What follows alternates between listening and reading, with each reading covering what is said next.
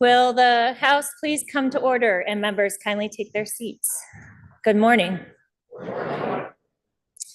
In lieu of a devotional today, will you please join me in a moment of silence?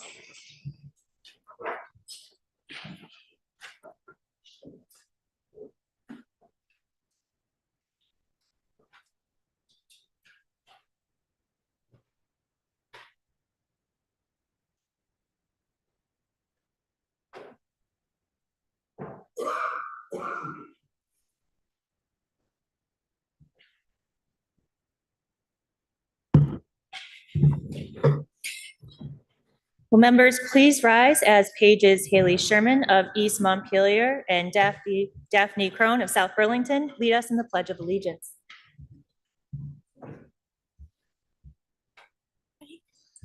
I pledge allegiance to the flag of the United States of America and to the republic for which it stands, one nation, under God, indivisible, with liberty and justice for all.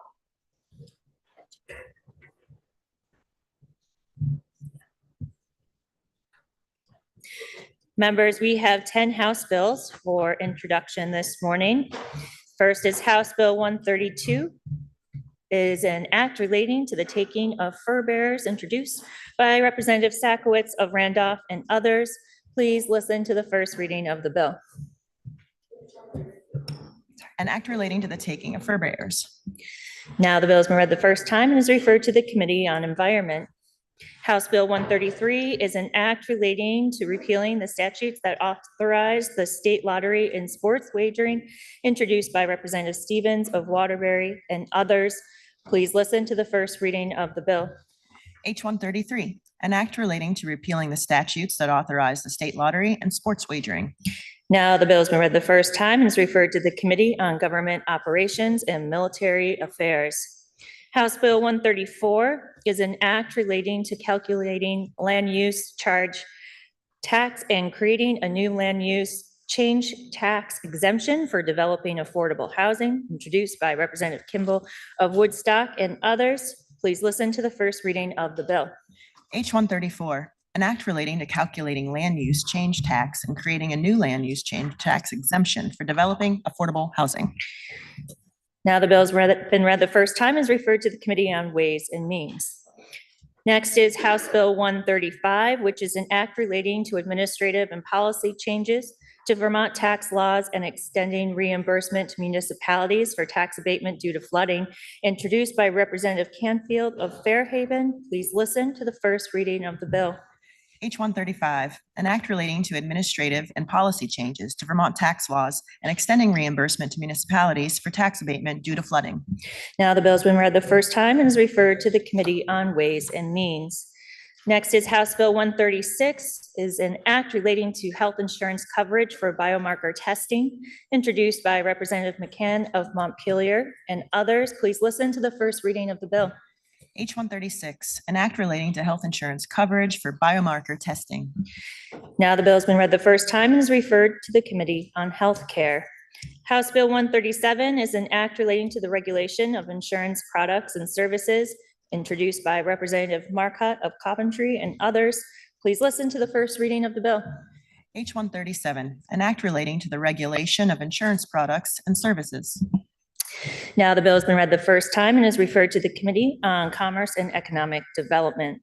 House Bill 138 is an act relating to maximum liability of municipalities for tort claims, introduced by Representatives Lalone of South Burlington and Goodnow of Brattleboro. Please listen to the first reading of the bill.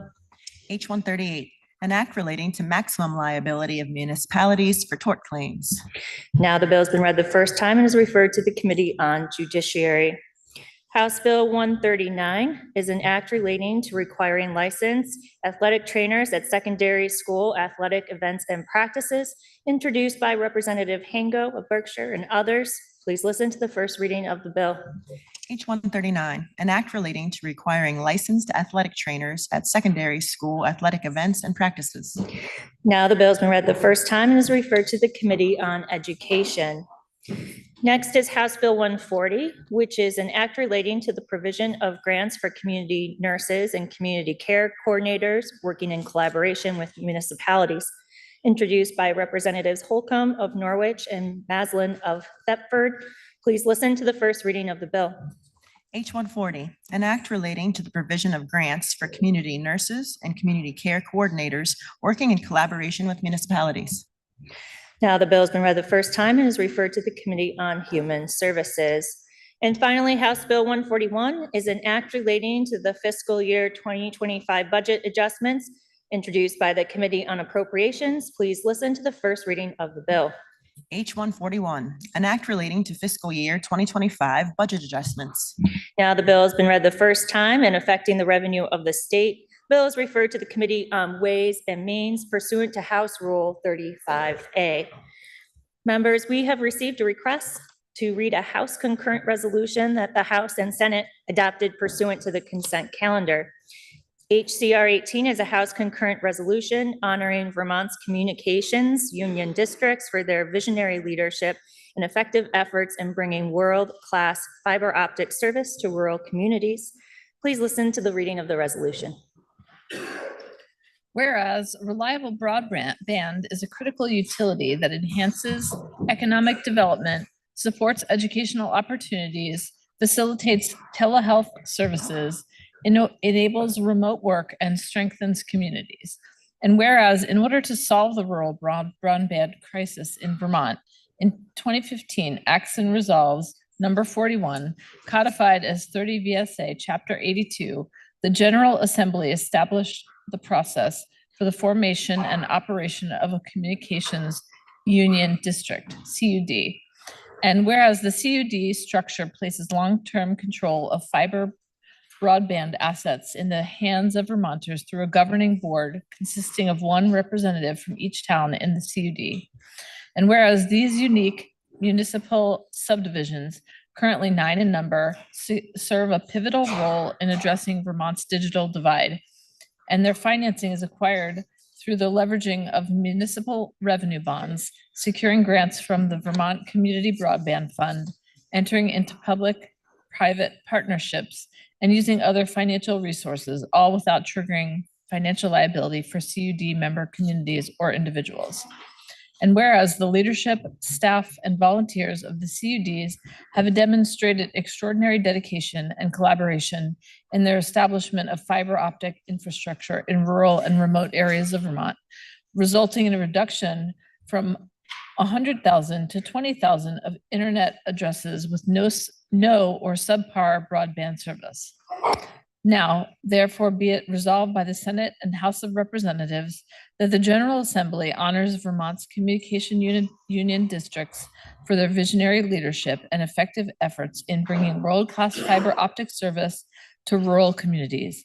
And be it further resolved that the Secretary of State be directed to send a copy of this resolution to each CUD, the Vermont Community Development Board, and Governor Philip B. Scott. Are there any announcements? Member from Dover. Madam Speaker, we have just heard a resolution recognizing the vision, leadership, and tireless efforts of Vermont's communication union districts.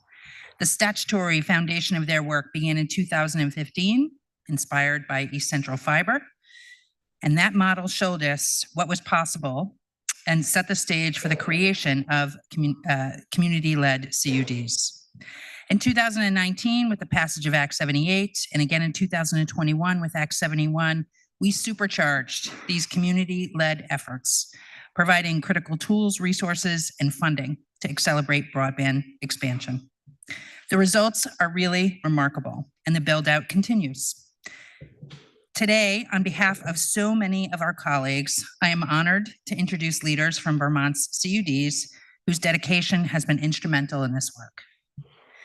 Joining us today and seated in the gallery are former Representative Ann Manwaring from Wilmington, joined by Stephen John and Brana Zlockover of DV Fiber, Ellie DeVilliers of Maple Broadband, Laura Black and Larry Corsell of Otter Creek CUD, FX Flynn from EC Fiber, Tanya Ozone, Eric Townsend, Kitty Uford Chase, Donna Ransmeyer, Daniel Suka, and Krista Shute from NEK Community Broadband, and Andrew Tarley of the Vermont Communications Union District Association. Madam Speaker, these folks are seated in the gallery, and I'd ask the body to join me in welcoming these leaders to the House chamber and expressing our deep gratitude for their work to both close the digital divide and strengthen Vermont's future. Will the former member and guest of the member from Dover please rise and be recognized?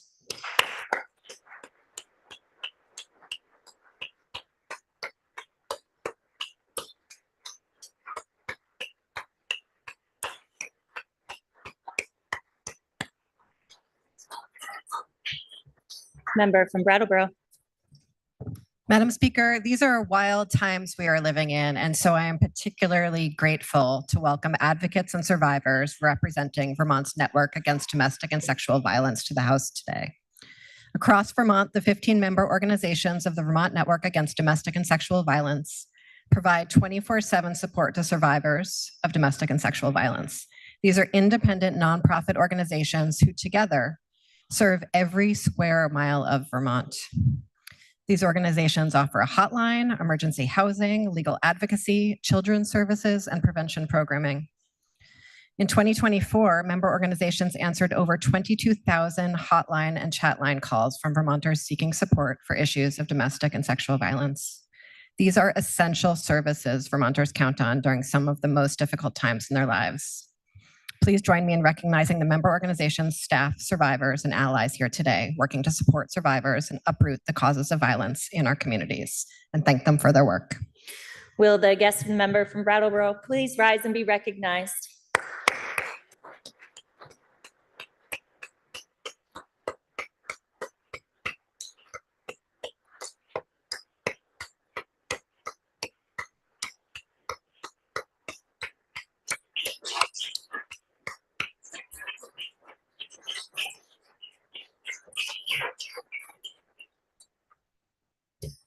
Member from Berkshire.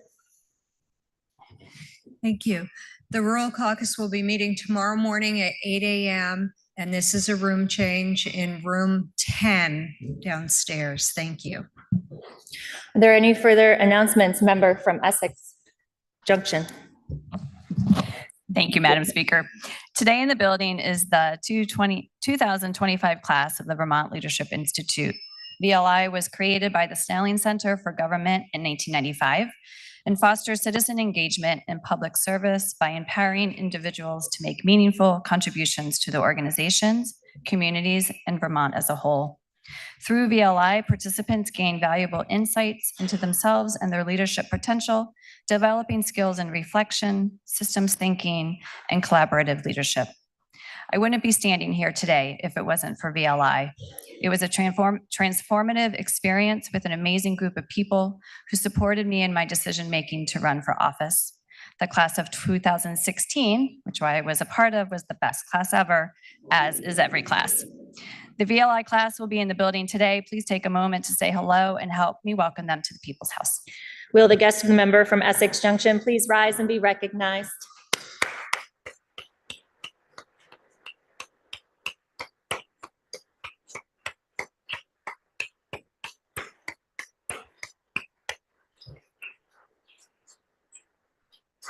Member from Waterbury.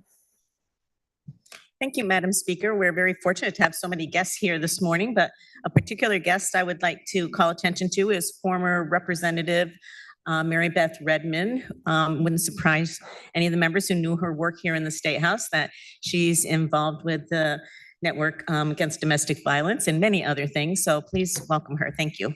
Will the former member please rise and be recognized?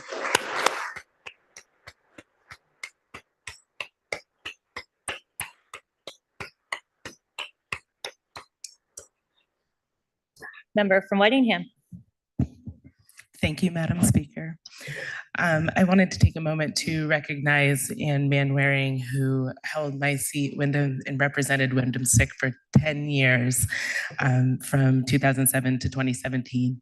She sat on the Appropriations and Education Committee and was instrumental in starting up our CUDs. I am personally grateful and very thankful to have her friendship and for her to be my mentor. So Let's give her a hand and welcome her back to her home.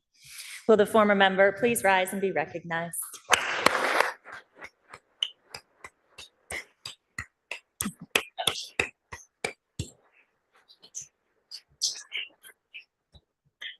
Are there any further announcements? Member from St. Albans Town. Thank you, Madam Speaker. Tomorrow night at 5:30 at Hugo's, the Future Caucus will be hosting a launch party. For those of you who don't know, the Future Caucus is a caucus of young legislators that work on breaking down the partisan divide to work together on issues that affect younger Vermonters. So tomorrow night, 5:30 Hugo's, try to be there. We don't check IDs at the door, so everyone's invited. You don't have to be a younger legislator to get in. Thank you so much. Are there any further announcements? Seeing none, orders of the day. Members, we have one bill on our action calendar for today. House Bill 31 is an act relating to claim edit standards and prior authorization requirements. Please listen to the third reading of the bill. H 31, an act relating to claim edit standards and prior authorization requirements. The question is, shall the bill pass? Are you ready for the question? If so, all those in favor, please say aye. All those opposed, please say nay. The ayes appear to have it. The ayes do have it, and you have passed the bill. Members, that completes the orders of the day. Members, the chair has one announcement. The following members are appointed to the Legislative Committee on Judicial Rules. The member from South Burlington, Representative Lalone. The member from West Rutland, Representative Burdett. The member from Burlington, Representative Rachelson, and the member from Brattleboro, Representative Goodnow. Are there any further announcements? Member from Wolcott.